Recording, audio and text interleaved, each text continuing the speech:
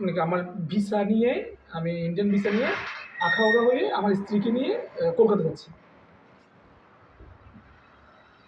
আপনার সাথে কি কি আছে?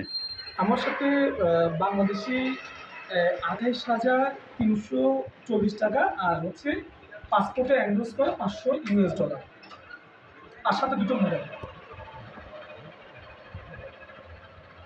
এই টাকাগুলি তো এখন আপনার কাছে নাকি? জি, জি, এগুলো এখনো আমার কাছে।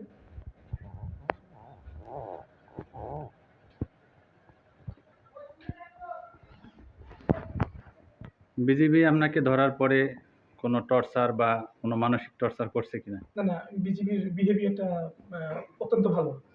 ওদের সম্পর্কে কোনো কমেন্ট নেই। ওনাদের মানে কি শুধু আসলে অনেকক্ষণ ধরে বসেছিলাম তো না খেয়েছিলাম, এছাড়া আর কোনো প্রবলেম নেই। ওদের বিহেভিয়ারের সম্পর্কে কোনো অবজেকশন নেই। ওদের আচার-আচরণ খুব ভালো। ধন্যবাদ।